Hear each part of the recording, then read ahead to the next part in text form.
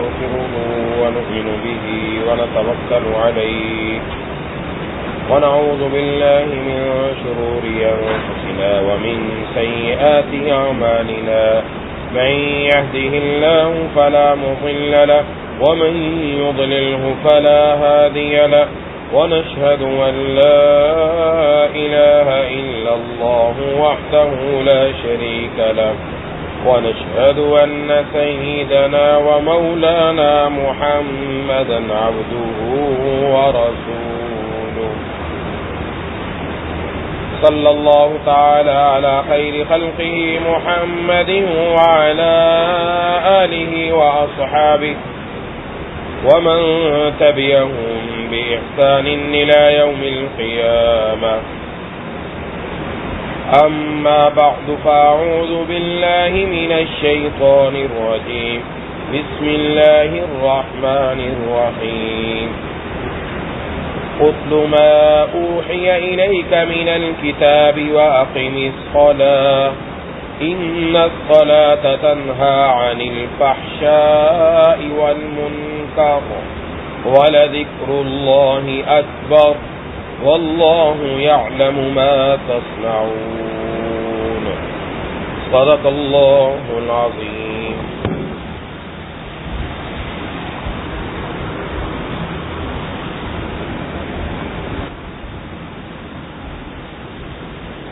میرے دوستوں اور ساتھی اور میری ماؤں بہنوں اور بیٹیوں،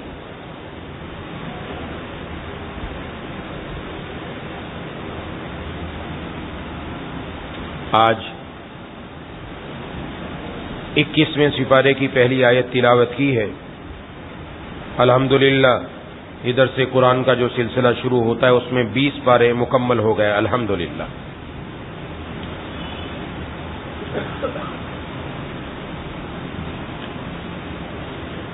اس میں اللہ تبارک و تعالی نے ارشاد فرمایا اتل ما اوحی الیک من الکتاب واقم الصلاۃ. آپ صلی اللہ علیہ وسلم کو فرمایا جا رہا ہے کہ جو کتاب آپ کے پاس وحی کے ذریعے بھیجی گئی اس کی تلاوت کیجیے.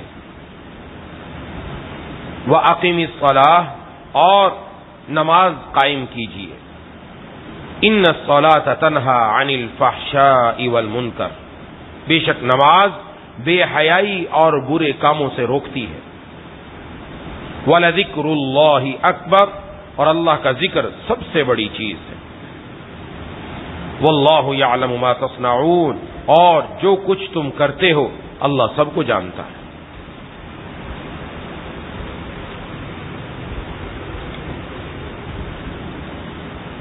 اس آیت میں اللہ تبارک و تعالی نے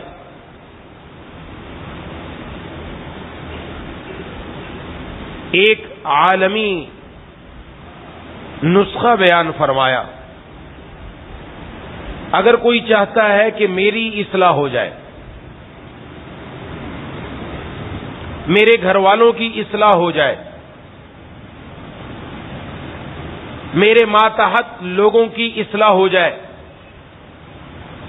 میں فیکٹری چلاتا ہوں، میرے ماتحت بہت سارے ملازم کام کرتے ہیں، یا کوئی میرا ادارہ ہے،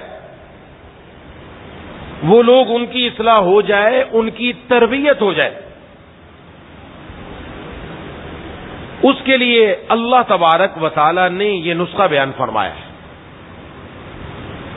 اور یہ نسخہ سب کے لیے، پوری دنیا کے لیے، چاہے اس کا کسی ملک سے تعلق ہو، کسی زبان سے تعلق ہو، پڑھا لکھا ہو، ان پڑھ ہو، جوان ہو، بوڑھا ہو، مرد ہو، عورت ہو، کوئی بھی ہو، جو بھی اس نسخے پر عمل کر لے گا اس کے لیے دین پر چلنا آسان ہو جائے گا.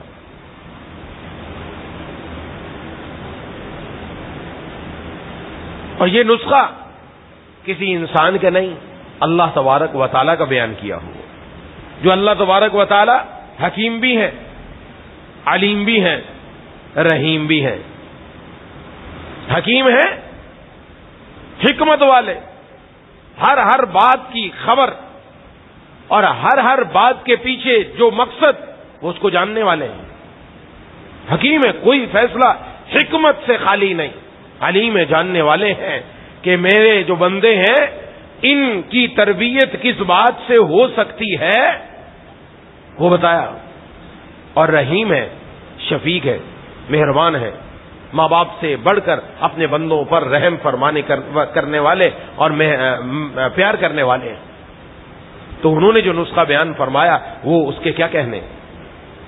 یہ نسخہ ایسا ہے, اس پر عمل کرنے کی بدولت دین کے باقی شعبوں پر عمل کرنا آسان ہو جائے گا.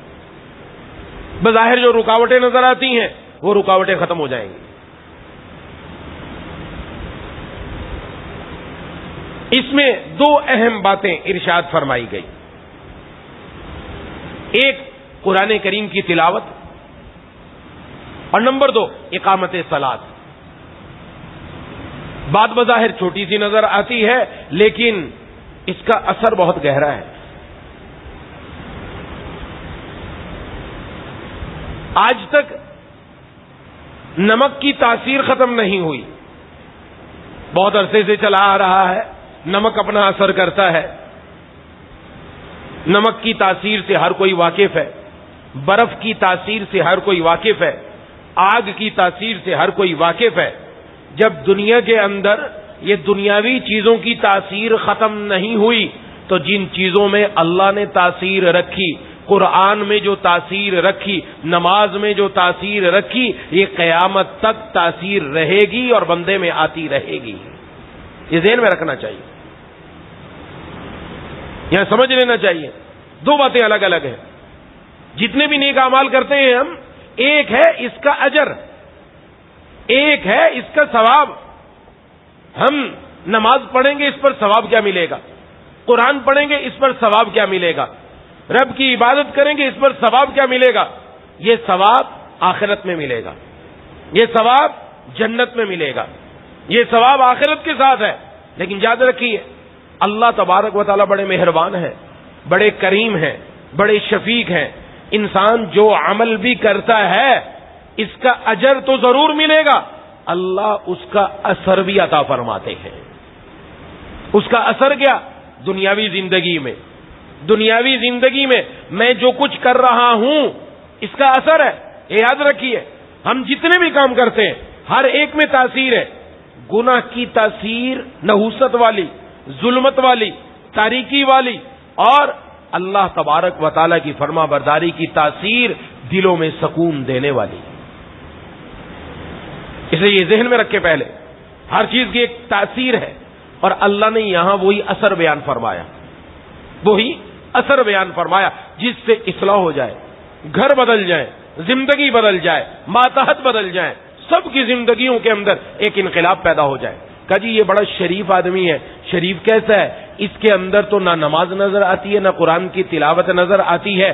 اللہ نے جس پر شرافت کی عمارت کی بنیاد رکھی, اصلاح کی عمارت کی بنیاد رکھی, وہ جس بندے میں نہ پائی جائے اس میں کبھی شرافت نہیں آ سکتی, اس کی کبھی اصلاح نہیں ہو سکتی. رب نے جس عمارت پر, جس پر یہ بنیاد رکھی ہے, جب تک وہ بنیاد بندے میں موجود نہ ہو کام نہیں بن سکتا. رب کا قرآن یہ سب سے پہلی بنیاد جو ہر چیز کی روح ہے, جب بندے کے اندر آ جائے تو رب تعالیٰ اس کے اندر اس کی تاثیر عطا فرما دیتے ہیں. اس لیے اس کو سمجھنا چاہیے. ایک بات. دوسری بات پہلے ہی عرض کر دوں, ہارون الرشید نے ایک دن دربار لگایا اور اپنے دربار میں دل میں آیا اس کے شاہی خزانے سے قیمتی جواہرات, موتی, سونا چاندی, یہ سب نکلوائے اور اپنے دربار میں رکھ لیے,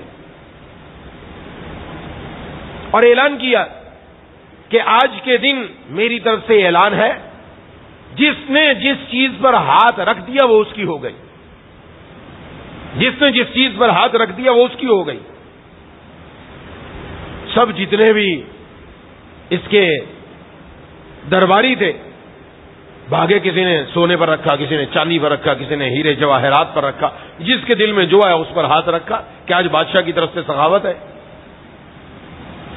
قریب ہی ہارون رشید کی ایک کنیز کھڑی تھی، اس نے کسی اور چیز پر ہاتھ نہیں رکھا، بادشاہ پر ہاتھ رکھ دیا۔ ہارون رشید نے کہا کہ یہ سب جتنے بھی ہیں یہ درباری سب باغ دوڑ میں لگے ہوئے ہیں اور سب نے ہاتھ رکھے، تو نے کسی چیز پر ہاتھ نہیں رکھا، کیا وجہ ہے؟ تو اس نے کہا کہ ان سب نے مال پر ہاتھ رکھا ہے، میں نے مال کے مالک پر ہاتھ رکھا، جب ہارون رشید ہی میرا ہو گیا تو یہ سب چیزیں خود بخود میری ہو گئی، اس لیے میں نے ہاتھ رکھا۔ ہارون رشید کو اس کی عقل مندی بڑی پسند آئی، اس کو آزاد کر کے اس سے نکاح کیا، ہارون رشید کا بیٹا مامون پیدا ہوا، باقی الگ واقعات ہیں اس کے۔ تو یہاں میں ایک بات عرض کرنے لگا ہوں، قرآن کریم نے جو نسخہ دیا ہے، یہ نسخہ ایسا دیا ہے انسان کے جسم میں جتنے اعضاء ہیں، یہ سارے کے سارے اعضاء، کوئی کہیں ہاتھ میرا، کوئی کہیں آنکھ میری، زبان میری، کان میرا، ان سب پر جو بادشاہت ہے وہ دل کی ہے، ان پر سب بادشاہت دل کی ہے۔ دل جس کا ہوگا اعضاء بھی اسی کے ہوں گے، دل جس کا اعضاء بھی اسی کے۔ تو اس لیے اللہ چاہتے ہیں یہ دل ہم نے ماں کے پیٹ میں تمہارے سینے کے اندر بغیر مانگے عطا فرمایا، یہ دل ہمیں ہی دے دو۔ اللہ تبارک و تعالیٰ کی طرف سے مطالبہ، یہ دل، اس میں غیر نہ آئے، غیر اللہ نہ ہو، اس دل کے اندر صرف مولا ہو، اس دل کے اندر صرف مولا ہو۔ تو اس دل پر اگر اللہ تبارک و تعالیٰ کی محبت کا رنگ چڑھ گیا، اللہ کی محبت غالب آ گئی، جب دل پر اللہ کی محبت غالب، آنکھ پر بھی اللہ کی محبت غالب، زبان پر بھی اللہ کی محبت غالب، کانوں پر بھی اللہ کی محبت غالب، ہاتھوں پر بھی اللہ کی محبت غالب، پورا کا پورا جسم اللہ تبارک و تعالیٰ کی محبت کے اندر مغلوب۔ ہاتھ وہ کرے گا جس سے اللہ راضی، آنکھ وہ دیکھے گی جس سے اللہ راضی، زبان وہ بولے گی جس سے اللہ راضی، کان وہ سنیں گے جس سے اللہ خوش، پورے اجزاء انسان کے رب تعالیٰ کی فرما برداری کے اندر چلنے والے ہو جائیں گے۔ یہ جو نسخہ دیا ہمیں، یہ نسخہ وہ ہے جو اس دل کو اللہ کے حوالے کرنے والا، اس دل کو اللہ کے حوالے کرنے والا، اس سے بڑا اہم نسخہ ہے۔ اب یہ بات بہت تفصیلی ہے۔ سب سے پہلے قرآن کریم کی تلاوت، قرآن کریم کی تلاوت کا اثر، انسان گھر کے اندر روزانہ غذا کھاتا کہ نہیں کھاتا؟ ناشتہ بھی کیا، دوپہر کا کھانا بھی کھایا، رات کا کھانا بھی کھایا، روزانہ روٹین چل رہی ہے۔ جس جسم کو تقویت ملتی کہ نہیں ملتی؟ ملتی ہے۔ اگر 2 دن کھانا نہ کھائے جسم کمزور ہو جاتا ہے، کہا جی کھانا نہیں کھایا، بیماری کی وجہ سے کھایا نہیں گیا تو کمزوری آ گئی، اب جسم میں طاقت نہیں ہے، اب کھڑا ہوتا ہوا بھی لرزہ آ جاتا ہے۔ تو گھروں کے اندر روزانہ رب کے قرآن کی تلاوت ہو رہی ہے، اس کو ہم نے اپنی غذا بنایا، اور مہینے نہیں سال گزر جاتے ہیں کہ گھر کے اندر رب کا قرآن اچھے سے غلاف میں بند کر کے الماری کے اندر زینت بنا کر رکھا ہوا ہے، لیکن یہ قرآن کھلنے کی نوبت نہیں آتی۔ کیا صرف رکھنے سے ہی زندگی میں کچھ آ جائے گا؟ ڈاکٹر نے دوا دی کہ اس بیماری کے لیے یہ دوا استعمال کرنا پڑے گی، وہ دوا گھر میں لا کر اگر ہم لاکر میں رکھ دیں اور استعمال نہ کریں، کیا پھر بندہ ٹھیک ہونا شروع ہو جائے گا؟ یا اس دور دور سے اس کو دیکھتے رہو اور سمجھو کہ شفا مل جائے گی؟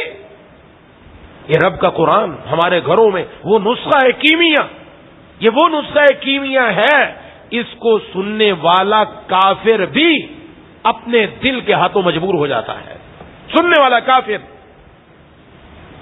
اس کا دل بھی پسیج جاتا ہے۔ رب کا قرآن ایسا ہے، اس کی آنکھوں سے بھی آنسو جاری ہو جاتے ہیں۔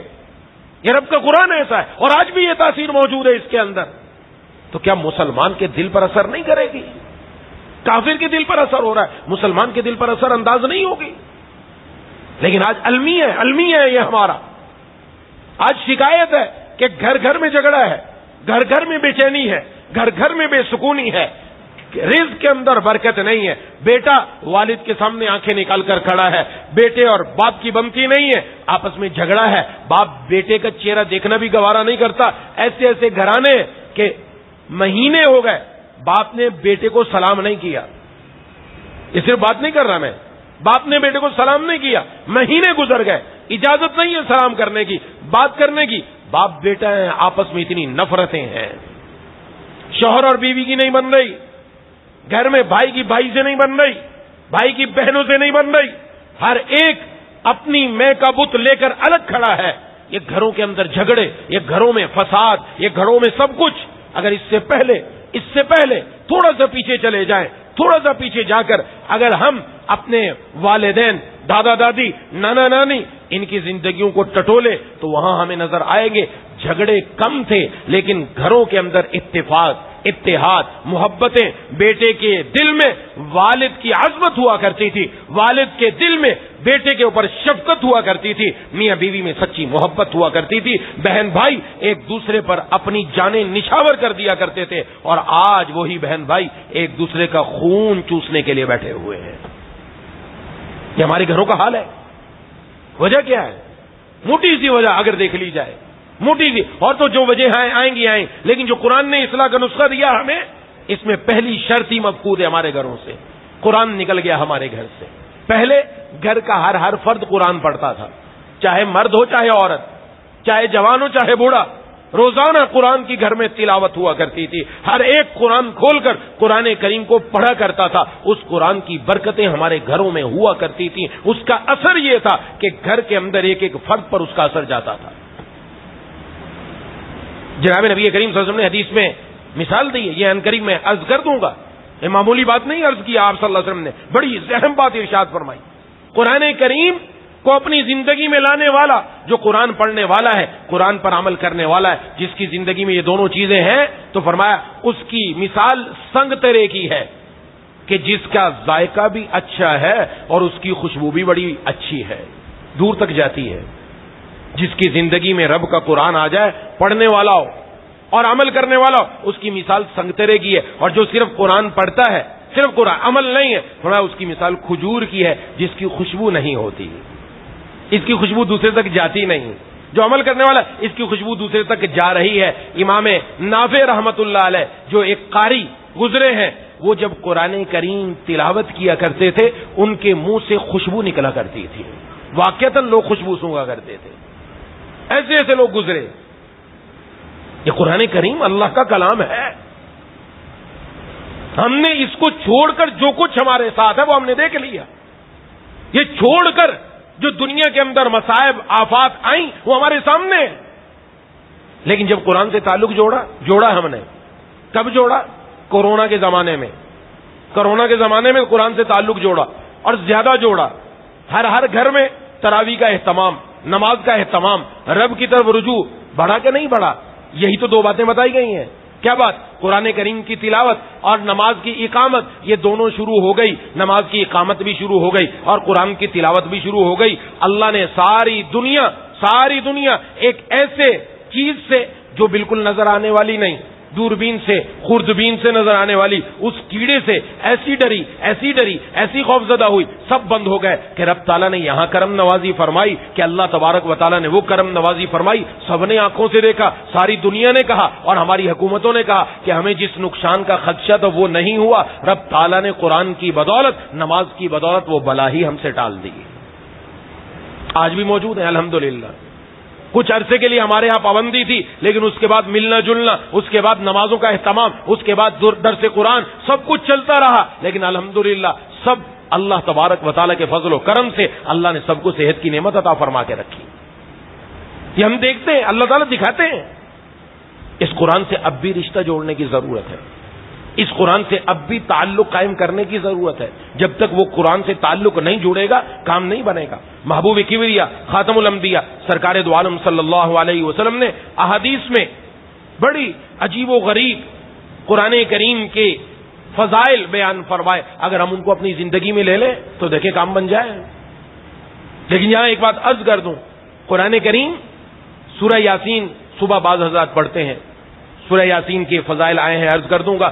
اس سوچ کو سامنے رکھ کر وہ فضیلتیں مجھے مل جائیں. رات کو سورہ واقعہ پڑھتے ہیں، سورہ ملک پڑھتے ہیں، اس کے فضائل حاصل کرنے کے لیے استاد محترم شیخ الاسلام حضرت اقدس حضرت مولانا مفتی محمد تقی عثمانی صاحب دامت برکاتہم نے فرمایا، جب قرآن کی یہ صورتیں پڑھو تو تلاوت کی نیت سے پڑھو. تلاوت کی نیت سے پڑھو، وہ فوائد ضمناً ضرور حاصل ہوں گے. تلاوت کرنے پر اللہ اجر بھی عطا فرما دیں گے، تلاوت کا اجر ملے گا. اب ہم تو اپنے مقصد کے لیے پڑھ رہے ہیں، وہ تلاوت نہیں ہو رہی، وہ ہمارا مقصد ہے خاص. جب تلاوت کی نیت سے پڑھا جائے گا ضمناً فوائد ہی فوائد، اور ساتھ ایک ایک حرف پر اللہ 10 نیکیاں بھی عطا فرما رہے ہیں، اور تلاوت کے جو اثرات ہیں وہ میں عرض کروں گا انشاءاللہ اس کے اثرات کیا وہ بھی حاصل ہوں گے۔ جناب نبی کریم صلی اللہ علیہ وسلم نے احادیث میں ایک تمام احادیث کی کتب میں ایک باب قائم کیا گیا، عنوان قائم کیا گیا، فضائل القرآن، قرآن کریم کے فضائل، اور ایک انبار ہے احادیث کا کہ جس میں جناب نبی کریم صلی اللہ علیہ وسلم کے ان ارشادات کو محفوظ کیا گیا جن میں آپ صلی اللہ علیہ وسلم نے قرآن کریم کے فضائل بیان فرمائے، اس قرآن سے تعلق جوڑنے والوں کے فضائل بیان فرمائے۔ یہ تو قرآن سے تعلق ایسا ہے، حافظ بن جائے تو سبحان اللہ، نور علی نور ہے، حافظ بن گیا تو اس کے کیا کہنے، جو قرآن کریم کا حافظ بن گیا۔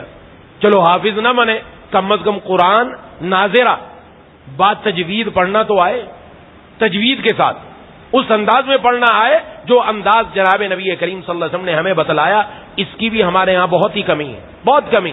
یہ یاد رکھیں، اگر قرآن ہمارا ٹھیک نہیں اور غلطیاں موٹی موٹی ہیں، موٹی موٹی غلطیاں، اس کی وجہ سے ہماری نماز ہی نہیں ہوگی، یاد رکھیں یہ بات، نماز ہی نہیں ہوگی۔ دو لفظ ہیں، صرف میں دو لفظ کی مثال دے رہا ہوں ورنہ الفاظ بہت زیادہ ہیں، یہ موقع نہیں ان باتوں کو بیان کرنے کا۔ قلب لفظ بولا جاتا ہے، ہم بول دیتے ہیں قلب، عموماً بول دیتے ہیں اور یہ نہیں دیکھتے یہ کون سی کاف سے ہے وہی لفظ، لیکن ایک ہے قوف کے ساتھ، قلب کینچی والی قوف، اس کا معنی ہے قلب کا معنی عربی میں دل ہے، اور اگر یہ قوف نہ آئے بلکہ کاف آ جائے کراچی والا کاف، یہ قلب یہ بھی عربی کا لفظ ہے، اس کا معنی ہے کتا۔ اب اس سے آپ اندازہ لگا سکتے ہیں یہ دو ایک ہی لفظ ہے، ایک لفظ میں قاف پڑھیں تو معنی کچھ اور ہے، کاف پڑھیں تو معنی کچھ اور ہے۔ اگر تجوید کی غلطی ہے اور ہم قاف کو کاف پڑھ رہے ہیں تو اس سے سمجھ آ جائے گی کہ ہماری نماز خراب ہو رہی ہے۔ یہ تجوید کے ساتھ سیکھنا ضروری ہے۔ الحمدللہ ہر جگہ پر مدارس قائم ہے، مساجد کے اندر اہتمام کیا جاتا ہے۔ آپ روزانہ 10 منٹ دے دیں، 15 منٹ دے دیں، اور قرآن کریم کے یہ جو عربی کے تہجی حروف تہجی 29 حروف ہیں، ان میں سے 29 میں سے اکثر وہ جب اردو میں بولتے ہی بولتے ہیں، ان میں کوئی پریشانی نہیں، چند الفاظ ہیں، 5 سے 7 الفاظ ہیں، 10 الفاظ ہیں جن کو آپ ٹھیک کرنا پڑے گا۔ 1 مہینہ 2 مہینہ آپ مشق کر لیں، انشاءاللہ آپ کا قرآن ایسا زبردست ہو جائے گا، خود پڑھتے ہوئے بھی محسوس ہوگا الحمدللہ اب تو مزہ آ رہا ہے پڑھتے ہوئے، اب تو فائدہ ہو رہا ہے۔ اس لیے اس کا اہتمام ہونا چاہیے۔ وہ احادیث میں الگ کر رہا ہوں، وہ احادیث ابھی بیان نہیں کر رہا کہ جن میں حافظ قرآن کے فضائل سبحان اللہ بار بار عرض کرتا رہتا ہوں، ہاں، جن کے بارے میں جناب نبی کریم صلی اللہ علیہ وسلم نے ارشاد فرمایا یہ جو حافظ قرآن ہے یہ کل قیامت والے دن جب لائے جائیں گے، جنہوں نے الماہر بالقرآن، ہاں، مع السفرۃ الکرام البررہ، اور ایک حدیث میں ارشاد فرمایا جس نے قرآن کریم کو زبانی یاد کیا کل قیامت والے دن وہ اللہ تبارک و تعالیٰ کے یہاں کر سفارش کرے گا، خود تو جنتی ہی ہے، 10 ایسے افراد جن پر جہنم واجب ہو چکی، ان کی سفارش کرنے کی وجہ سے اللہ ان کو بھی جہنم سے جنت میں داخل فرما دیں گے، اس کی سفارش کی وجہ سے۔ تو سفارشی گھر میں ایک آدھا تو تیار ہونا چاہیے نا ہمارا کہ میرا کوئی سفارشی ہو جائے، چلو میرا کام بن جائے۔ اگر اپنا بیٹا نہیں ہے تو چلو بھانجے پر محنت ہو جائے، بھتیجے پر محنت ہو جائے، دائیں بائیں کہیں نہ کہیں۔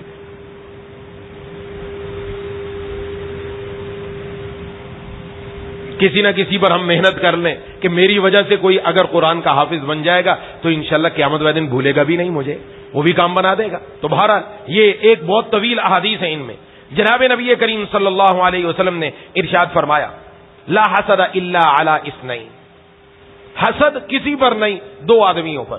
حسد کا مطلب ایک یہ ہوتا ہے جس کو ہم اردو میں بھی حسد کہتے ہیں، وہ یہ کہ انسان یہ تمنا کرے فلاں آدمی کے پاس یہ نعمت ہے، یہ نعمت اس کے پاس کیوں ہے، یہ ختم ہو جانی چاہیے، اس کا کاروبار کیوں ترقی پر جا رہا ہے، یہ کاروبار کیوں کر رہا ہے، یہ تو ابھی جوان ہے، ہمارے بچے گھر میں بیٹھے ہوئے، یہ بچہ آگے کیوں بڑھ رہا ہے، پیسہ کیوں آ رہا ہے، دولت کیوں آ رہی ہے، ان کے پاس یہ چیزیں کیوں ہیں، یہ ختم ہو جائے، یہ دل کی تمنا حسد، یہ جائز نہیں ہے، کسی بھی جگہ جائز نہیں ہے۔ یہاں پر حسد سے مراد غیبت ہے، رشک ہے، رشک کہتے ہیں کہ کسی کو دیکھا، کوئی نعمت دیکھی، یا اللہ یہ نعمت اس کے پاس بھی رکھ، اس کو اور دے، مجھے بھی عطا فرما دے، مجھے بھی عطا فرما دے، میرے پاس بھی وہ نعمت آ جائے، یہ رشک ہے، رشک کیا جائے۔ تو رشک کس پر ہو سکتا ہے؟ جناب نبی کریم صلی اللہ علیہ وسلم نے ارشاد میں 2 بندے ہیں جن پر رشک ہو سکتا ہے، بس 2 بندے قابل رشک، کام انہی کے ہیں. نمبر 1 وہ آدمی جس کو اللہ نے قرآن دیا اور وہ دن اور رات میں اس قرآن کی تلاوت کے اندر مشغول ہے. یہ قابل رشک ہے. اب دیکھیے قابل رشک کون ہے؟ قابل رشک کس کو قرار دیا گیا؟ منصب والے کو، عہدے والے کو، مرتبے والے کو، اچھے گھر والے کو، اچھے موبائل والے کو. آج ہماری نوجوان نسل ان کو دیکھتی ہے، کہتی میں نے ان جیسا بننا ہے. حضور کیا فرما رہے ہیں؟ رشک کس پر کرنا ہے تم نے؟ جس کے پاس قرآن ہے اور وہ صبح و شام قرآن کی تلاوت میں لگا ہوا، اس کے اوپر رشک کرو، اس کے اوپر رشک. نمبر 2 ارشاد میں وہ آدمی جس کو اللہ نے مال کی نعمت دی، لیکن صرف مال ہی نہیں ہے اس کے پاس، بلکہ دل بھی ایسا دیا، دل کے اندر علم بھی ایسا دیا. اس کو پتا ہے مال ہے، مجھے کہاں خرچ کرنا ہے، کہاں خرچ نہیں کرنا. وہ اللہ کے راستے میں خرچ کرتا ہے، صبح و شام ہر وقت رب کے راستے میں دیتا ہے. اس کے دینے کی عادت ہے، سخی ہے. وہ اس کے اوپر رشک کرو، یا اللہ میرے پاس بھی ایسا معلوم، میں بھی آپ کے راستے میں ایسے ہی دوں جیسے یہ دے رہا ہے. اس لیے مال کی تمنا، خرچ کرنے کے لیے، اللہ تبارک و تعالیٰ کے راستے میں دینے کے لیے. یہ 2 بندے قابل رشک ہیں. اور یہ امت میں ہمیشہ ایسے لوگ موجود رہے اور آج بھی الحمدللہ موجود، قیامت تک موجود رہیں گے، جن کا تعلق قرآن سے ایسا مضبوط، جن کا تعلق اللہ سے ایسا مضبوط کہ مال آ بھی جائے تو مال ہاتھ میں تو ہوگا، جیب میں تو ہوگا، بینک اکاؤنٹ میں تو ہوگا، گھر کے لاکر میں تو ہوگا، لیکن دل میں نہیں ہوگا. دل میں مولا ہوگا. وہ اللہ کے راستے میں خرچ کرتا رہے گا، خرچ کرتا رہے گا. جناب نبی کریم صلی اللہ علیہ وسلم نے ارشاد فرمایا، ایک حدیث میں فرمایا، اللہ تبارک و تعالیٰ اس کتاب کی وجہ سے بہت ساری قوموں کو عروج عطا فرماتے، اور اسی کی وجہ سے کچھ لوگوں کو دنیا کے اندر اللہ ذلیل کر دیتے. یعنی جنہوں نے اس کتاب پر عمل کیا، اس کو تھاما، اللہ نے عروج عطا فرمایا. وہ معزز سے زمانے میں مسلمان ہو کر، وہ معزز سے زمانے میں مسلمان ہو کر ہم خار ہوئے تارک قرآن ہو کر. ہم نے قرآن کو چھوڑا، قرآن چھوڑا، ذلتیں پستیاں ہمارا مقدر بن گئی. ہر طرف سے ذلت اور پستی آ گئی. اس کو نکالنے کے لیے رب کے قرآن سے جڑ جائیں، اللہ دوبارہ عروج عطا فرما دیں گے. جناب نبی کریم صلی اللہ علیہ وسلم نے ایک حدیث میں ارشاد فرمایا قرآن کریم پڑھا کرو. یہ قرآن کریم قیامت کے دن تمہارا سفارشی بن کر آئے گا. یہاں حفظ کی بات نہیں ہوتی، آپ پڑھنے والا ہو، سفارشی بن کر آئے گا. تو فرمایا خاص طور پر 2 صورتوں کا ذکر کیا، سورہ بقرہ اور سورہ آل عمران کی تلاوت کیا کرو. میں کل قیامت والے دن یہ تمہارے اوپر سائبان بن کر آئیں گی. جس طرح بادل ہوتا نا، ایسے یہ تمہارے اوپر سایہ کر کے آئیں گی. اور سورہ بقرہ کو پڑھا کرو، کیونکہ اس کا لینا برکت ہے، اس کا چھوڑنا ندامت ہے. اس کا لینا برکت ہے، برکت چاہتے ہیں تو اس کو پڑھنا شروع کر دیں. اور فرمایا جو اس کو پڑھتا ہے اس کے اوپر کوئی باطل آ کر قدرت نہیں رکھتا کہ اس کو کسی قسم کا نقصان پہنچا سکے. ایک حدیث میں جناب نبی کریم صلی اللہ علیہ وسلم نے ارشاد فرمایا، وہ حدیث شریف ہے، پہلے بھی میں عرض کر چکا کہ حضرت ابو ہریرہ رضی اللہ تعالیٰ عنہ کو جناب نبی کریم صلی اللہ علیہ وسلم نے رمضان یہ زکوٰۃ کے مال کی حفاظت کے لیے مقرر کیا کہ جہاں پر یہ جو زکوٰۃ آئی ہے، صدقہ فطر آیا ہے لوگوں کی، ان کو نگرانی کیا کرو، ان کی حفاظت کیا کرو. حفاظت کے لیے مقرر فرمایا تو فرمایا کہ وہاں ایک دن ایک بندہ آیا اور آ کر وہ غلہ چرانے لگا. تو میں نے اس کو پکڑ لیا. اس نے کہا، اور میں نے کہا کہ میں تجھے حضور صلی اللہ علیہ وسلم کے پاس لے کر جاؤں گا. اس نے کہا بڑا محتاج ہوں، میرے گھر والے بڑے محتاج ہیں، بڑی مجھے سخت ضرورت ہے، تو آج چھوڑ دے مجھے. تو میں نے چھوڑ دیا. صبح جناب نبی کریم صلی اللہ علیہ وسلم کو جا کر بتایا. آپ نے پوچھا اے ابو ہریرہ تیرے رات والے قیدی کے ساتھ کیا ہوا؟ میں نے عرض کیا اللہ کے رسول صلی اللہ علیہ وسلم، اس نے بڑی شکایت کی، بڑی لجاجت کی، بڑی کہا مجھے بڑی ضرورت ہے، چھوڑ دے. ہاں میرے بڑے عیال ہے، مجھے رحم آ گیا، میں نے چھوڑ دیا. فرمایا دوبارہ آئے گا. وہ تجھ سے جھوٹ بول کر گیا. میں جب حضور نے یہ فرمایا دوبارہ آئے گا تو مجھے یقین ہو گیا دوبارہ آئے گا. یہ حضور کی بات پر یقین، اس پر میں عرض کروں گا کچھ آگے بات. فرمایا دوسرے دن رات کو پھر پہرے داری پر تھا، پھر آیا، پھر چوری کرنے لگ گیا. پھر میں نے پکڑا، پھر اس نے وہی لجاجت کی کہ گھر میں بڑی پریشانی ہے اس لیے چوری کر رہا ہوں، مجھے چھوڑ دو. فرمایا راستہ چھوڑ دیا. آپ صلی اللہ علیہ وسلم کو جا کر بتایا، آپ نے پھر وہی بات ارشاد فرمائی. فرمایا جھوٹ بول کر گیا اور واپس آئے گا. تیسری مرتبہ فرمایا جب آیا اب پکڑ لیا میں نے، اور میں نے کہا اب تو ضرور حضور کے پاس لے کر جاؤں گا، اب تو میں تجھے چھوڑوں گا نہیں. اس نے کہا نہیں مجھے چھوڑ دو، میں تجھے ایسے کلمات سکھلاتا ہوں کہ اللہ اس کے ذریعے تجھے نفع دیں گے. اور کیا کلمات؟ اس نے کہا جب تم گھر کی طرف ٹھکانہ پکڑو، اپنے گھر میں سونے کا ارادہ کرو تو آیت الکرسی پڑھ لیا کرو. آیت الکرسی یہ پڑھ لیا کرو تو اللہ کی طرف سے تمہارے اوپر ایک نگران مقرر ہو جائے گا جو تمہاری حفاظت کرے گا. کہتے ہیں اور شیطان تمہارے قریب ہی نہیں آ سکے گا یہاں تک کہ صبح کر لو. فرماتے میں نے اس کو چھوڑ دیا. صبح آیا، حضور صلی اللہ علیہ وسلم کیا ہوا تیرے قیدی کے ساتھ؟ تو میں نے عرض کیا یوں کہہ کر گیا فرمایا وہ سب سے بڑا جھوٹا تھا لیکن جو بات کہہ کے گیا سچی بات کہہ کر گیا ہے. اور آج آیت الکرسی پڑھنے کا اہتمام ہے. حضرت مولانا خلیل احمد سہارنپوری رحمۃ اللہ علیہ ہمارے اکابر میں سے، حضرت کے دور کے اندر ایک خزانچی مقرر تھا جو مدرسے کے مال کی حفاظت کیا کرتا تھا. جتنا بھی مدرسے کے چندہ آتا ایک الماری کے اندر بند کر کے اور تالا لگا کے رکھتا تھا، حفاظت کرتا تھا، جب ضرورت ہوتی تو نکال کر دیتا تھا.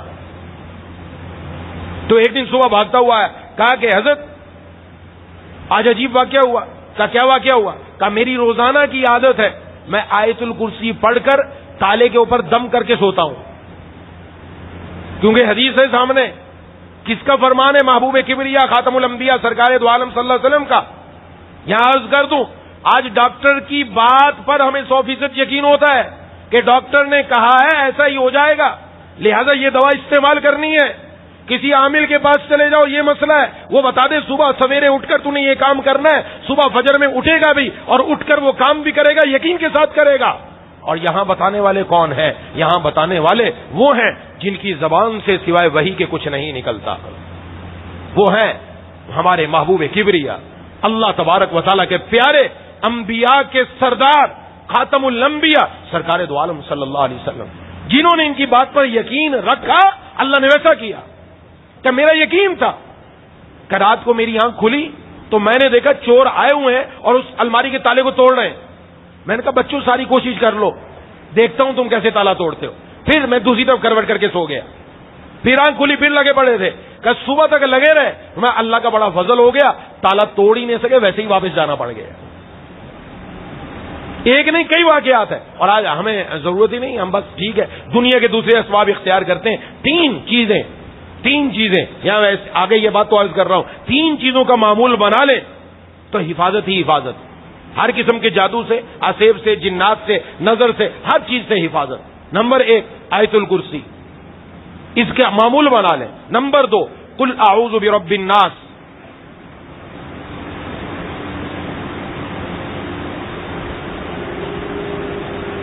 نمبر 2 قل اعوذ برب الناس ملک الناس سورۃ الناس پوری. اور نمبر 3 سورۃ الفلق قل اعوذ برب الفلق، یہ پوری 7 مرتبہ پڑھ کر اپنے دونوں ہاتھوں پر دم کر کے پورے جسم پر پھیر لیا جائے. انشاءاللہ کوئی نقصان کی بات نہیں، اور جتنے یقین سے پھیریں گے اتنا ہی زیادہ فائدہ ہوگا. پھر بعض لوگ یہ رات کو ڈر لگتا ہے، خواب عجیب آتے ہیں، صبح طبیعت ایسی گری ہوئی ہوتی ہے. آج ہمارے ساتھ مسائل زیادہ ہیں، ان کو اپنا لیں، کسی بھی عامل کی ضرورت نہیں پڑے گی انشاءاللہ. یہ جناب نبی کریم صلی اللہ علیہ وسلم کا بتایا ہوا وظیفہ حدیث میں آ جائے گا. آیت الکرسی کی فضیلت تو آ گئی، اور سورۃ الفلق کی، سورۃ الناس کی آپ صلی اللہ علیہ وسلم کا اپنا معمول تھا، اس کی فضیلت بھی آگے آ جائے گی. اس کا معمول رکھیں، پھر دیکھیں کہ رب تعالیٰ کیا کرم نوازی فرماتے ہیں، اس کی عادت بنا لیں. تو بہرحال یہ آیت الکرسی کا اہتمام ہو. اور جناب نبی کریم صلی اللہ علیہ وسلم نے ارشاد فرمایا، حضرت عبداللہ ابن عباس رضی اللہ تعالیٰ عنہما سے روایت ہے، مسلم شریف کی روایت ہے، فرمایا کہ جناب نبی کریم صلی اللہ علیہ وسلم کے پاس حضرت جبرائیل امین تشریف فرما تھے. تو انہوں نے اوپر سے کوئی آواز سنی، انہوں نے آسمان کی طرف سر اٹھا کر دیکھا اور فرمایا یہ آسمان کا دروازہ آج جو کھلا ہے آج سے پہلے کبھی نہیں کھلا، آج کھلا ہے. اور اس سے ایک فرشتہ اترا، اور انہوں نے کہا یہ وہ فرشتہ اترا ہے زمین کی طرف جو آج سے پہلے کبھی نہیں اترا. بات کی اہمیت، یہ دروازہ آج کھلا اور یہ جو فرشتہ اترا یہ بھی آج ہی اترا. اس نے سلام کیا اور کہا کہ میں آپ کو 2 نور کی خوشخبری دے رہا ہوں، اور یہ 2 نور آپ ہی کو عطا کیے گئے، آپ سے پہلے کسی نبی کو دیے ہی نہیں گئے. اس سے بھی سمجھ لینی چاہیے کتنی اہمیت کی بات ہے. اور وہ کیا بات ہے؟ تو فرمایا 1 سورہ فاتحہ عطا کی، اور نمبر 2 سورۃ البقرہ کی آخری آیات آمن الرسول سے لے کر آخر تک، یہ والی آیات. اور فرمایا جو بندہ اس میں سے ایک حرف بھی پڑھتا ہے، ایک آیت بھی پڑھتا ہے، اس میں جو اللہ سے مانگا گیا اللہ اس کو ضرور عطا فرما دیتے ہیں، اللہ اس کو ضرور عطا فرما دیتے ہیں. ہم اس کو معمولی سمجھتے ہیں. ایک صحابی فرماتے ہیں کہ حضور صلی اللہ علیہ وسلم نے مجھے تلقین کی، بلایا اور لمبا واقعہ اور مجھے بتایا سورۃ الناس اور سورۃ الفلق بڑی اہم باتیں ہیں، لیکن آپ کو اندازہ ہوا میں نے توجہ نہیں دی. جیسے ہم نہیں دیتے. تو حضور صلی اللہ علیہ وسلم نے فجر کی نماز پڑھائی, فجر کی نماز میں انہی 2 سورتوں کی تلاوت کی, اور تلاوت کر کے جب سلام پھیرا تو اشارہ کیا کہ دیکھو میں نے کون سی سورتوں کی تلاوت کی. فرمایا اتنی اہم سورتیں ہیں, یہ معمولی نہیں. یہاں پر بھی اس کو معمولی نہیں سمجھنا چاہیے. سورہ فاتحہ پورے قرآن کا خلاصہ ہے, پورے قرآن کا خلاصہ, اور اس میں اللہ سے مانگا کیا گیا ہے صراط مستقیم. اور جو صراط مستقیم پر آ گیا, سبحان اللہ, آج ہمارے مانگنے میں بھی کمی ہے, ہم مانگتے نہیں ہیں, سارا دن روتے رہیں گے, مہینوں روتے رہیں گے, لیکن اس رونے میں رب کے سامنے کتنا اگر روئے. کوئی بھی مسئلہ پیش آ جائے رب کے سامنے تو آئیں, یہ سورہ فاتحہ پڑھیں, اللہ سے عرض و نیاز کریں, رب تعالیٰ کے سامنے عرض کریں. اللہ تبارک و تعالیٰ سے عرض کریں گے ضرور کام بنے گا. اور بار بار میں بیچ میں عرض کرتا رہا ہوں کہ اللہ تبارک و تعالیٰ سے مانگنے کا اہتمام آج ہمارے اندر سے ختم ہوتا چلا گیا. دنیا کے اسباب اختیار کریں گے, یہ والا سبب بہترین. اور جو سورہ بقرہ کی آخری آیات ہیں یہ بھی بڑی اہم ہے, ان کو جا کر دیکھ لینا چاہیے, پڑھنا چاہیے, ترجمہ بھی دیکھیں اس میں. حضرت ابو مسعود رضی اللہ تعالیٰ عنہ سے روایت ہے, فرمایا رسول اللہ صلی اللہ علیہ وسلم نے سورہ بقرہ کی آخری 2 آیتیں جو ان کو رات کے وقت میں پڑھ لیتا ہے تو ساری رات اس کے لیے کفایت ہو جاتی ہے. یعنی ساری رات کوئی دشمن, کوئی شر اس کو نہیں پہنچ پائے گا, اللہ تعالیٰ کی طرف سے حفاظت میں رہے گا. رسول اللہ صلی اللہ علیہ وسلم نے فرمایا تم میں سے کوئی آدمی اس بات سے عاجز ہے, کیا وہ یہ کام نہیں کر سکتا کہ رات میں 1/3 قرآن پڑھ لیا کرے. کتنا؟ 1/3 قرآن پڑھ لیا کرے. تو فرماتے ہیں ہم نے عرض کیا, صحابہ کرام نے عرض کیا کیسے, کون 1/3 قرآن کون پڑھ سکتا ہے رات کے اندر؟ تو فرمایا قل هو اللہ احد, یہ 1/3 قرآن کے برابر ہے, یہ 1/3 قرآن کے برابر ہے. حضرت شیخ الحدیث حضرت مولانا زکریا رحمۃ اللہ علیہ کا واقعہ یاد آ گیا. اپنے والد صاحب کے بارے میں فرماتے ہیں کہ میرے والد صاحب 7 سال میں قرآن کے حافظ ہو گئے تھے, 7 سال میں. اور فرمایا ان کو ان کے ابا جان نے یعنی ان کے دادا نے کہا تھا کہ بیٹا روز 1 قرآن پڑھ لیا کر, اس کے بعد تیری چھٹی. تو کہا میں فجر کی نماز پڑھ کر چھت پہ چڑھ جاتا تھا اور میں قرآن ظہر تک پورا مکمل کر کے اتر کر پھر ناشتہ کیا کرتا تھا. اور وہ اپنی دادی کے بارے میں بتاتے, عجیب لوگ تھے یہ. کہا کہ میری دادی کا عجیب معمول تھا, ویسے تو ان کا جو بھی معمول تھا, رمضان میں کام معمول یہ تھا, روزانہ کی بات کر رہا ہوں, پورے رمضان کی نہیں, ہم تو ایک رمضان میں 1 قرآن نہیں ختم ہوتا. کہا میری دادی کا معمول تھا روزانہ رمضان میں ہر روز 40 پارے قرآن کی تلاوت کیا کرتی تھی. ایسا نہیں کہ گھر کے کام کاج نہیں کرتا, کہ گھر کے کام کاج سب کرتی تھی, یہ بھی لکھا ہے, سارے گھر کے کام کاج بھی کرتی تھی, اس کے ساتھ روزانہ 40 پارے قرآن کی تلاوت ہوتی تھی. سبحان اللہ. جہاں یہ معمول ہو تو وہاں رب کی رحمتیں کا نزول نہیں ہوگا تو کیا ہوگا؟ رحمتوں کا نزول. ان کی غالباً پھپھی کا واقعہ میں پچھلی مرتبہ عرض کر چکا کہ جب انتقال کا وقت قریب تھا تو یہ گئے ہوئے تھے ان کی عیادت کے لیے اور ان کی خدمت کے لیے. تو بلایا فجر کے وقت میں, جلدی آ ادھر, زکریا ادھر آ. تو کہتے میں نے ایک اور جو عزیز تھے ان کو کہا انہوں نے کہا تو ادھر آ. کہا میں جلدی سے بھاگ کر گیا کہ شاید فجر کا وقت نکلنے والا ہے, کوئی مسئلہ ہے. تو فرمایا حضور تشریف لا رہے ہیں, حضور تشریف لا رہے ہیں. یہ کہتی ہوئی دنیا سے رخصت ہو گئی. ایسے ایسے لوگ. یہ اللہ تبارک و تعالیٰ دنیا میں بھی مزہ, آخرت میں تو مزہ ہے. یہ دنیا میں بھی قلبی تسکین یہ اسی کے ذریعے ملے گی. یہ دنیا کے اندر انسان اس کو تلاش میں ہے. اللہ تبارک و تعالیٰ آخرت میں یہ والی چیز نصیب فرمائیں گے. فرمایا لا خوف علیہم ولا هم یحزنون, نہ کسی کا ڈر نہ غم, دل کے اندر پرسکون. یہ روحانی تسکین ہوتی ہے جو اللہ تعالیٰ جنت میں اعلیٰ درجے کی عطا فرمائیں گے. دنیا میں بھی اللہ اپنے فرما برداروں کو عطا فرماتے ہیں روحانی تسکین. آج ہم اس کے پیچھے بھاگ رہے ہیں, اس روحانی تسکین کو حاصل کرنے کے لیے نہ جانے کیا کچھ کر رہے ہیں. رب کا قرآن ہے, اس کو لے لے تو تسکین ہی تسکین ہے.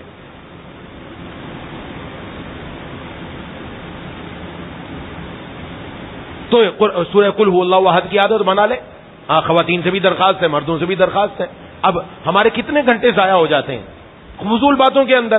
کتنی عمریں گزر گئی. کسی نے 40 سال کے اندر کاروبار چھوڑ دیا, 50 سال میں چھوڑ دیا, 60 سال میں چھوڑ دیا. اب عمر اس کی ہے 10 سال ملے, 20 سال ملے, رب کے قرآن سے اس کی زبان تر رہنی چاہیے. کتنی تلاوت ہو رہی ہے, گھنٹوں بیٹھ کر باتیں ہوتی رہیں گی, غیبتیں ہوتی رہیں گی, چگلیاں ہوتی رہیں گی, گھنٹوں موبائل فون پر پیکیجز پر باتیں ہوتی رہیں گی, واٹس ایپ پر دیکھتے رہیں گے, ایک دوسرے سے گپ شپ ہوتی رہے گی. لیکن قرآن کتنا کھولا,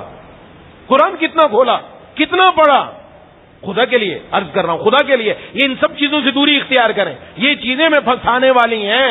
یہ دنیا میں انسان اپنے گھر میں اے سی لگا لے، اپنے گھر کے اندر بڑے اعلیٰ زبردست قالین لگوا لے، سب کچھ ہے، سمجھتا بڑا عالی شان بندہ ہے. یہ جب قبر میں جائے گا کیا لے کر جائے گا؟ کیا قبر کے اندر اے سی لگوایا؟ قبر کی ٹھنڈک کا انتظام کروایا؟ قبر کے اندر جنت کی طرف سے کھڑکی کھل جائے اس کا انتظام کروایا؟ وہ انتظام یہ رب کے قرآن کی آیات کرنے والی ہیں، آیات کرنے والی ہیں، یہی انتظام کرنے والی ہیں. جب تک یہ نہیں ہوگا کام کیسے بنے گا؟ ایک آدمی نے اپنا واقعہ لکھا کہ خواب کے اندر، مجھے خواب میں تھا، میں نے عجیب دیکھا کہ ایک آدمی ہے، اس نے مجھے اٹھایا، تو سو رہا ہے، آج تو بڑی رات ہے اور جاگنے کی رات ہے، عبادت کی رات ہے. کہ میں اٹھ گیا اور اٹھ کر میں گھر میں تھوڑا سا چلا کہ چلو میں جا کر وضو وغیرہ کروں. خواب کے اندر ہی دیکھ رہا ہے کہ خواب میں مجھے لگا یہ گھر اپنا نہیں ہے. جب باہر نکلا تو بڑا زبردست گھر، اس کے سامنے نظر پڑی تو بڑا عالیشان محل، باغ لگے پڑے ہیں، اندر بہت ہی خوبصورت عورتیں کھڑی ہیں. یہ سب میں نے مناظر دیکھے، میں حیران رہ گیا یہ کیا ماجرا ہے. تو وہی بندہ جو مجھے اٹھا کر گیا وہ جاتا ہوا نظر آیا، بھاگ کر میں نے اس کو پکڑا کہ یہ کیا ہے؟ کہ یہ جو تجھے گھر نظر آ رہا ہے یہ ایک مسلمان کی قبر ہے، اور یہ جو باغ اور محل نظر آ رہا ہے یہ اللہ تعالیٰ اس کو جنت میں عطا فرمانے والے ہیں. کہا وہ کہاں ہے؟ کہ ابھی دنیا میں ہے، آنے والا اس کا استقبال کی تیاریاں ہو رہی ہیں. کہ میرے دماغ میں آیا کوئی بڑا ولی اللہ ہوگا، بڑا اونچے مرتبے پر ہوگا، کوئی کتب اور ابدال ہوگا. تو اس آدمی نے فوراً کہا تو سمجھ رہا ہوگا بہت ہی نیک اور بہت ہی ابدال ہے. یہ وہ بندہ ہے جو صبح و شام رب کے قرآن کی تلاوت کیا کرتا تھا، اس کا انتظام ہو رہا ہے. یہ قرآن ایسا ہے چھوڑنے والا نہیں، یہ قبر میں جا کر ساتھ نبھانے والا ہے. یہی قبر میں کام آنے والا ہے. جس کو آج ہم نے چھوڑ دیا یہ با وفا ساتھی ہے، با وفا. ہم نے دل ان سے لگایا جو بے وفا ہے. ہم نے اپنا وقت کتنا ضائع کر دیا، سوچے تو صحیح. آج مسجد میں آتے گپ شپ ہے، کتنی دیر بیٹھے گپ شپ ہو رہی ہے، ایک دوسرے سے بیٹھے گپے لگا رہے. قرآن کی کتنی تلاوت کی، ایک رکوع بھی پڑھا، 10 رکوع پڑھ لیتے ہم بیٹھ کر. جتنی دیر آ کر بیٹھے دنیا کی بات کی، اور وہ بھی غلط کی. مسجد میں بیٹھ کر غلط کیا کام. یہ تو اللہ کے ذکر کے لیے بنی ہوئی. یہاں بیٹھ کر ہم نے اللہ کو ناراض کر دیا. یہاں بیٹھ کر ہم قرآن کی بات کرتے، یہاں بیٹھ کر ہم قرآن پڑھتے. تلاوت ہو سکتی تھی، خواتین گھروں میں فارغ بیٹھی نہیں پڑھ سکتی، کتنا ان کے پاس وقت ہے پڑھ سکتی، لیکن آج اس طرف توجہ ہی نہیں ہے. کتنے ایک مرتبہ سورہ اخلاص پڑھو 3/4 قرآن کا ثواب مل رہا ہے. جناب نبی کریم صلی اللہ علیہ وسلم نے فرمایا، بخاری شریف کی روایت ہے، فرمایا ایک آدمی نے عرض کیا اللہ کے رسول صلی اللہ علیہ وسلم میں اس سورت سے محبت کرتا ہوں. کون سی سورت؟ قل هو اللہ احد. کہ میں اس سورت سے محبت کرتا ہوں. فرمایا اللہ تعالیٰ بھی تجھ سے اسی وجہ سے محبت کرتے ہیں اور تجھے جنت میں داخل فرمائیں گے. یہ سورہ اخلاص ہے. چلتا پھرتا آدمی پڑھ سکتا ہے، جتنی طاقت ہے استطاعت ہے بندہ اس کے مطابق تو کرے. حضرت عبداللہ بن عباس رضی اللہ تعالی عنہما نے ارشاد فرمایا رسول اللہ صلی اللہ علیہ وسلم فرمایا جس کے دل میں قرآن میں سے کچھ نہیں ویران گھر کی طرح ہے. آج دل میں کیا کچھ ہے؟ رب کا قرآن بھی کچھ ہے دل کے اندر. کچھ قرآن کی آیتیں سورتیں وہ ہم یاد کر لیں. پہلے تو بچوں کو یاد ہوتی تھی، ماں یاد کراتی تھی، دادی اماں نانی اماں یہ یاد کرایا کرتی تھی. آج تو سب ہی فارغ ہیں، ان کو ہے ہی نہیں، کیونکہ ماں کو فرصت نہیں ہے موبائل سے. وہ فیس بک چھوڑے گی، یوٹیوب چھوڑے گی تو جان چھوٹے گی نا. بچے کو کیا پالنا ہے ان کو پتہ ہی نہیں، بچے کی تربیت کیسے کرنی ہے، اس کو کیا سنانا ہے ہم نے. وہ تو اس کو کیا سنا رہی ہیں، وہ تو اس کو گانے سنا رہی ہیں بجائے قرآن کی لوری سنانے کے. کیا ہے بعض خواتین ایسی آج بھی موجود ہیں، پہلے دوروں میں تو بہت تھی کہ چھوٹا بچہ ہے نا اس کی تربیت اس انداز میں ہو رہی ہے. بچے نے جب قضاء حاجت کر دی، پیشاب کر دیا مثلا، تو پیشاب کرانے جب دھونے کے لیے گئی تو دھو کر اس کے بعد بچے کو پورا وضو کروا کر لے کے آئی. بڑا تقاضا کر دیے تو دھونے گئی، وضو کرا کر لے کے آئی. کسی نے پوچھا یہ کیا کر رہے ہو؟ عرب کے اندر یہ بڑا رواج ہے، بڑی اچھی بات ہے. کہا یہ کیا کر رہی ہو؟ کہا کہ میں ابھی سے اس کو عادت ڈال رہی ہوں، بڑا ہو کر اس کے اندر یہ عادت بنے گی، جب بھی قضاء حاجت کے لیے جائے گا بعد میں وضو کر کے آیا کرے گا. سبحان اللہ. ایسی ماں ہے، اور اس کو کھانا کھلا رہی دعا خود پڑھ رہی ہے، کپڑے پہنا رہی ہے دعا خود پڑھ رہی ہے، سلا رہی ہے دعا خود پڑھ رہی ہے. ہاں وہ ساری دعائیں کان سے جا رہی ہیں، اندر دل میں جا کر محفوظ ہو رہی ہیں. یہ بچہ بڑا ہوگا اللہ کا ولی بنے گا ضرور. اور ہم کیا دے رہے ہیں؟ یہ بڑا ہو کر کیا بنے گا ہمیں پتا ہے کیا بنے گا. ہم نے کیا دیا ہے ان کو؟ خدا کے لیے سمجھنا چاہیے کہ ہم کس طرف چلے جا رہے ہیں. تو اس لیے کچھ نہ کچھ صورتیں یاد کر لینی چاہیے، بچوں کو یاد کروائیں. سورہ یاسین یاد ہونی چاہیے، سورہ رحمان، سورہ واقعہ، سورہ ملک یہ تو موٹی موٹی صورتیں یہ یاد ہونی چاہیے، عورتوں کو بھی یاد کرنے کی کوشش کرنی چاہیے. محی سننا حضرت اقدس حضرت مولانا شاہ راؤ صاحب رحمۃ اللہ نے تو عجیب بات ارشاد فرمائی، فرمایا ایک آیت روز یاد کرنا کون سا مشکل کام ہے؟ کوئی مشکل کام نہیں. ایک آیت کی بات کی ہے، ایک آیت یاد کرنا کون سا مشکل کام ہے؟ اور آیتیں اکثر چھوٹی ہیں، بعض ہیں کوئی زیادہ بڑی ہیں آیتیں. یہ چھوٹی اگر آپ کل اعوذ برب الناس سے لے لیں، یہاں سے یہ اما بارہ دیکھیں، چھوٹی چھوٹی آیتیں کا ایک آیت یاد کرنا کون سا مشکل ہے؟ میں ایک آیت یاد کرو گے روز، سال میں کتنی آیتیں یاد ہوں گی؟ 360. فرمایا ایک دن حافظ قرآن بن جاؤ گے. اور فرمایا اگر اسی دوران انتقال ہو گیا انشاءاللہ اللہ حافظ قرآن میں کھڑا کریں گے قیامت والے دن، کہ اس نے اپنا کام تو شروع کر دیا تھا، اس کا کام ہم پورا کروا دیتے ہیں. کرے تو صحیح.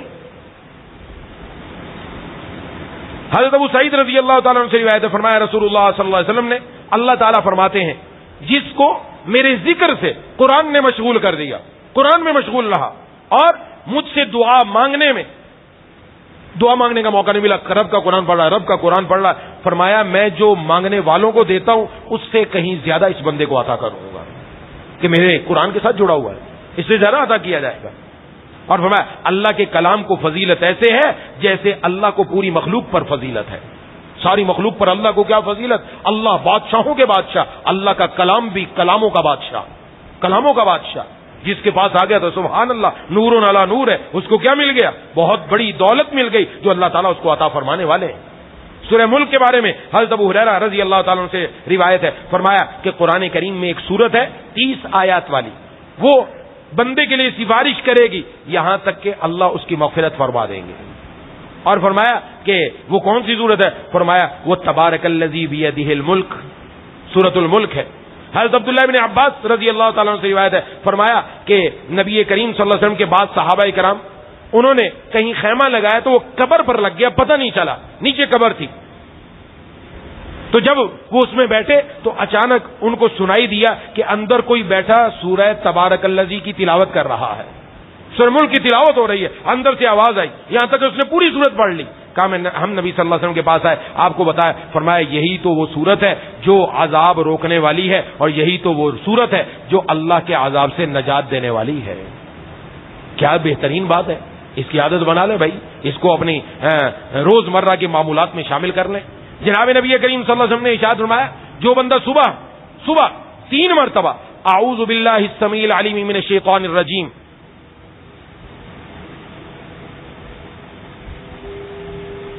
جو 3 مرتبہ اعوذ باللہ السمیع العلیم من الشیطان الرجیم 3 مرتبہ پڑھے اور اس کے بعد سورہ حشر کی آخری آیات ایک بار پڑھے، سورہ حشر کی آخری آیات ایک بار پڑھے، مشہور آیات ہیں، ان آیات کو پڑھے تو فرمایا اللہ تعالیٰ اس پر 70,000 فرشتے مقرر کر دیتے ہیں.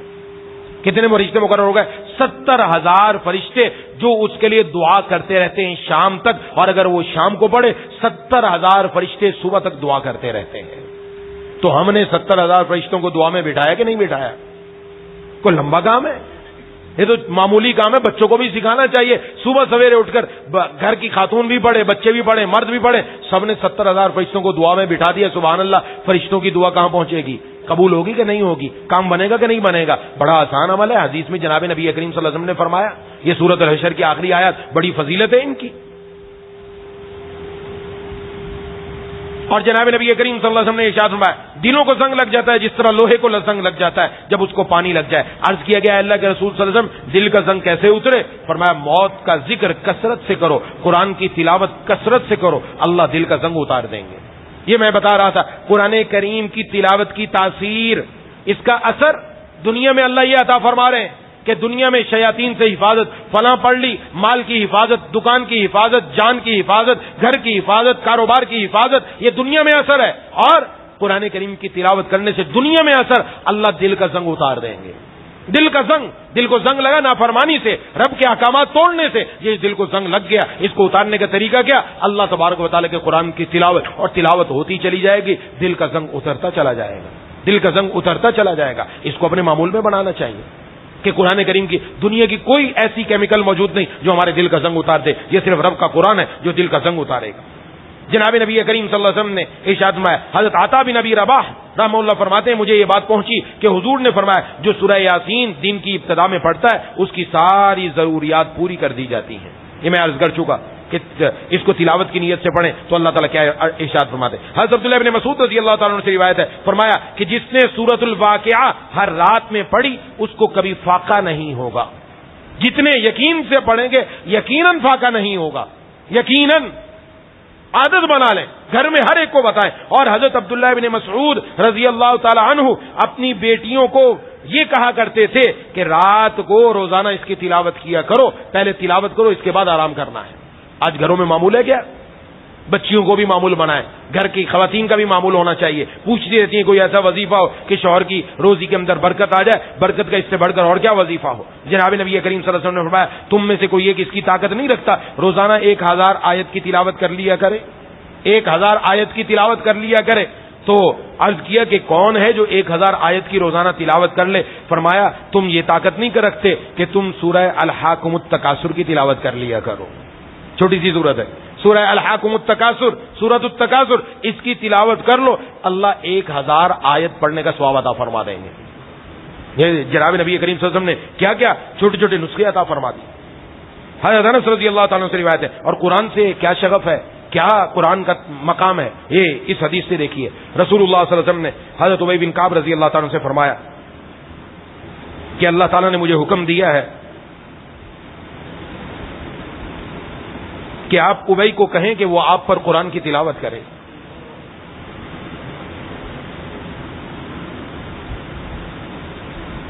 فرمانے لگے کہ اللہ نے میرا نام لیا ہے آپ کے سامنے؟ فرمایا ہاں تمہارا نام لیا ہے۔ کہا کہ میرا رب العالمین کے سامنے ذکر ہوا ہے؟ کہا ہاں تیرا رب العالمین کے سامنے ذکر ہوا ہے۔ آنکھوں سے آنسو بہنے لگ گئے کہ میرا ذکر کہاں ہو رہا ہے؟ رب العالمین کے سامنے، اور حضور فرما رہے ہیں کہ میرے سامنے قرآن کی تلاوت کرو۔ یہ قرآن کریم کوئی ہم اس کو معمولی کتاب نہیں سمجھے، اللہ کا کلام ہے۔ اس نیت سے پڑھیں کہ اللہ میرے قرآن کو سن رہے ہیں، یہ کوئی دنیا کی کتاب نہیں ہے۔ جب اس نیت سے پڑھیں گے تو اور دل میں لذت پیدا ہوگی کہ اللہ میرا قرآن سن رہے ہیں، یہ اللہ کا کلام ہے اور اللہ اس سے خوش ہوتے ہیں، اس لیے اور بنا سنوار کر پڑھے گا انسان۔ اس سے اندازہ لگایا جا سکتا ہے کہ حضرات صحابہ کرام رضوان اللہ اجمعین کیا ان کے دل میں قرآن کا تعلق، اور کیا اللہ تبارک و تعالیٰ نے ان کے دلوں میں یہ جذبہ دیا تھا۔ یہ ایک صحابی کی خاصیت، اسی کو ہمیں اپنی زندگی کے اندر لانا ہے، اسی کو اپنی زندگی کے اندر لانا ہے۔ ایک روایت میں ہے، فرماتے حضرت ابو سعید خدری رضی اللہ تعالیٰ عنہ، مہاجرین ضعفاء یعنی کمزور لوگ مالی اعتبار سے یہ بیٹھے ہوئے تھے، میں بھی بیٹھا ہوا تھا۔ بعض لوگوں کے پاس بس اتنا ہی کپڑا تھا جس سے وہ اپنے سطر کو چھپا لے، اتنا کپڑا، زیادہ کپڑا نہیں تھا، یہ کیفیت ہے ان کی۔ اور ایک قاری تھے جو ہمیں قرآن کریم کی تلاوت کرا رہے تھے، پڑھا رہے تھے۔ رسول اللہ صلی اللہ علیہ وسلم تشریف لائے اور ہمارے پاس آ کر کھڑے ہوئے۔ جب رسول اللہ صلی اللہ علیہ وسلم آ کر کھڑے ہو گئے تو وہ قاری خاموش ہو گئے، پڑھنے والے۔ آپ نے سلام فرمایا، پھر فرمایا تم کیا کر رہے تھے؟ ہم نے کہا ہم اللہ کی کتاب کو سن رہے تھے، اللہ کی کتاب کو سن رہے تھے۔ تو آپ صلی اللہ علیہ وسلم نے عجیب ارشاد فرمایا تمام تعریفیں اس اللہ کی ہیں جس نے مجھے اس امت میں سے بنایا جس کے بارے میں مجھے حکم دیا کہ میں ان کے ساتھ جا کر ان کی مجلس میں بیٹھوں۔ گھر سے تشریف لائے اس لیے تاکہ ان کے ساتھ میں بیٹھوں، اور آپ صلی اللہ علیہ وسلم ہمارے درمیان بیٹھ گئے اس طرح کہ سب کے درمیان برابری ہو جائے، اور پھر ہم نے آپ کے ارد گرد حلقہ لگا لیا، آپ کا چہرہ انور ہمارے سامنے تھا، اور فرمایا خوشخبری سنو اے فقیر مہاجرین، ہاں نور تام کی قیامت کے دن تم جنت میں مالداروں سے 500 سال پہلے جنت میں داخل ہو جاؤ گے، اور آ کر تشریف فرما ہو گئے، جس کے لیے قرآن کریم کی تلاوت چل رہی ہے۔ یہ قرآن کریم کا مقام ہے، کیا رتبہ ہے۔ ابھی تو میں نے چند احادیث ذکر کی، اس لیے اب ہماری ذمہ داری بنتی ہے، سب سے پہلا کام میں اور آپ ارادہ کریں کہ انشاءاللہ آج ہی سے قرآن کی تلاوت کریں گے انشاءاللہ۔ ایک رکوع ہی پڑھ کے سوئیے، زیادہ نہیں، ایک رکوع ہی پڑھ لیں، ابھی اٹھ کر مسجد سے جانے سے پہلے مسجد میں ہی قرآن بیٹھ کر پڑھ لیں، یا گھر جا کر اہتمام کریں، پڑھیں، گھر میں جا کر بتائیں۔ خواتین سے میں میری یہی درخواست ہے، خدا کے لیے اس قرآن کریم کی عادت بنا لیں چند دن میں نظر آ جائے گا رب تعالیٰ کی طرف سے کرم نوازی کیا ہو رہی ہے، کیا برکتیں آ رہی ہیں، کیا رحمتوں کا نزول ہو رہا ہے. چند دن میں ہمیں اس کا نتیجہ نظر آنا شروع ہو جائے گا.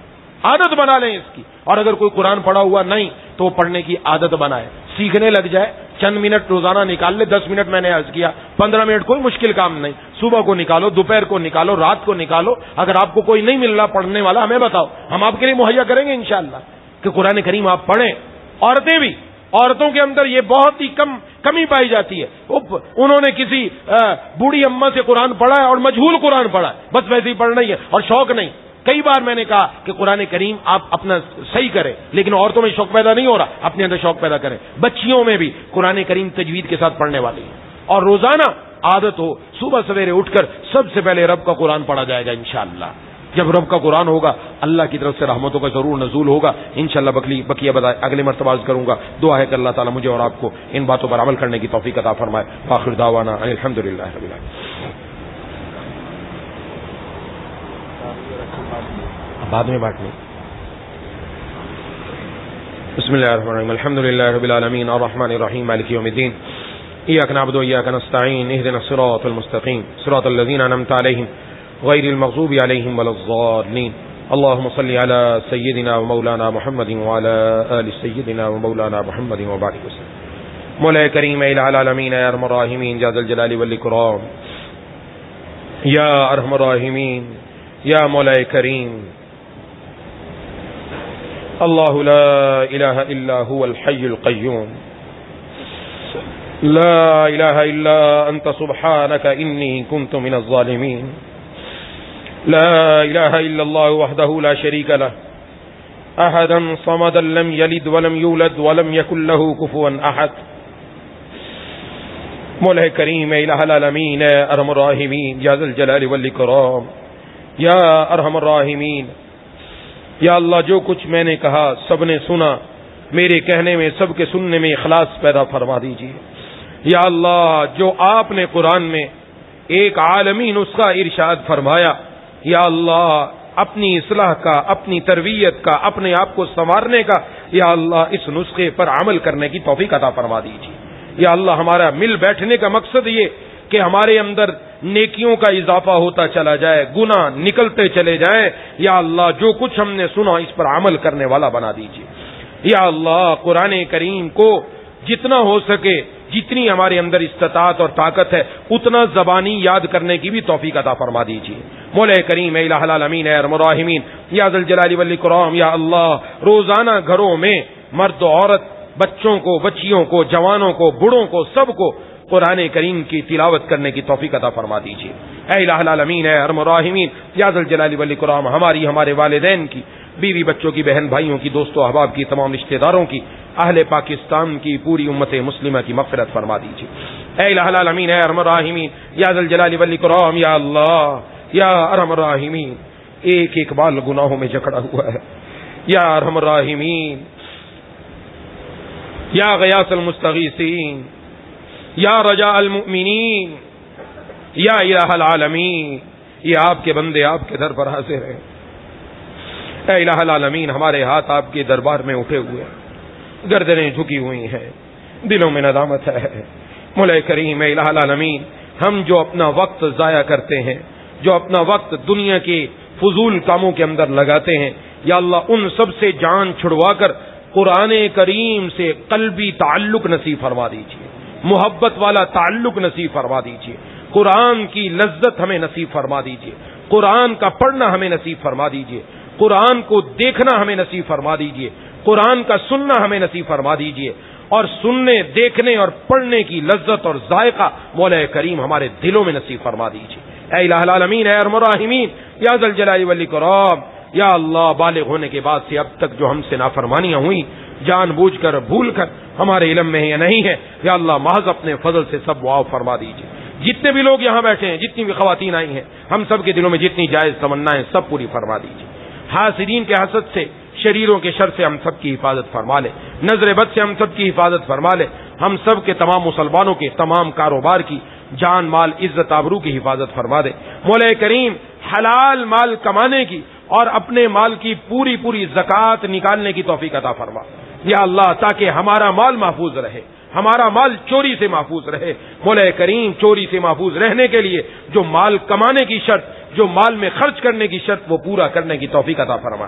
اے الہ العالمین، اے ارحم الراحمین، یا ذا الجلال والاکرام، یا اللہ ہر قسم کے مصائب سے، جسمانی تکالیف سے، ایمانی تکالیف سے، روحانی تکالیف سے ہم سب کی حفاظت فرما دیجیے۔ یا اللہ ہمارے ایمان پر کوئی مصیبت نہ آئے، یا اللہ ہمارے ایمان پر کوئی مصیبت نہ آئے، آنچ نہ آئے، کلمے کے اوپر زندہ رکھیے، کلمے پر ہی موت نصیب فرمائیے۔ یہ کلمہ، یہ قرآن اپنے ساتھ اپنی قبر میں لے جانے کی توفیق عطا فرما دیجیے، مرنے سے پہلے سچی توبہ کی ضرور توفیق عطا فرما دیجیے۔ اے الہ العالمین، اے ارحم الراحمین، ہم میں سے جو بیمار ہیں، گھروں میں جو بیمار ہیں، دوستو احباب میں جو بیمار ہیں، جنہوں نے بیماروں کے لیے دعا کے لیے کہا، کہنا چاہتے تھے نہیں کہہ سکے، امید رکھتے ہیں ہم سے دعاؤں کی، یا پیغام پہنچایا نہ پہنچ سکا، سب کو شفائے کاملہ عاجلہ مستمرہ عطا فرما۔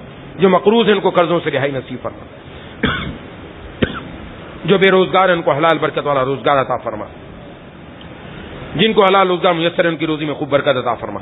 جتنے ہمارے جاننے والے اعزاء اقربا رشتہ دار کوئی بھی دنیا سے جا چکے، سب کی قبروں کو نور سے منور فرما۔ عبدالعلیم کی والدہ صاحبہ کا انتقال ہو گیا تھا، اللہ تبارک و تعالیٰ ان کی مغفرت فرمائے، ان کی قبر کو نور سے منور فرما دے، ان کو جنت الفردوس میں جگہ عطا فرما دے، ان کی آخرت کی منازل آسان فرما دے۔ مولانا محمد عادل صاحب کے سسر کا انتقال ہو گیا، ارباز بھائی کے والد کا، یا الہ العالمین ان کی بھی مغفرت فرما دیجیے، ان کی آخرت کی منازل آسان فرما دیجیے۔ یا اللہ، یا ارحم الراحمین، قبر میں ان کے لیے جواب دینا آسان فرما دیجیے، قبر کو جنت کے باغوں میں سے ایک باغ بنا دیجیے، پسماندگان کو صبر جمیل عطا فرما دیجیے۔ مولا کریم الہ العالمین، اے ارحم الراحمین، یا ذا الجلال والاکرام، یا اللہ جتنے بھی حاضرین، جتنی بھی خواتین موجود ہیں، ہم سب کے دلوں میں جتنی جائز تمنائیں معاذ اپنے فضل سے پوری فرما دے۔ اللهم كل خير لكل مسلم ومسلمة، اللهم ارحم امة محمد صلى الله عليه وسلم، ربنا تقبل منا انك انت السميع العليم وتب علينا انك انت التواب الرحيم، صلى الله تعالى على خير خلقه محمد وعلى آله واصحابه اجمعين برحمتك يا ارحم الراحمين، آمين يا رب العالمين۔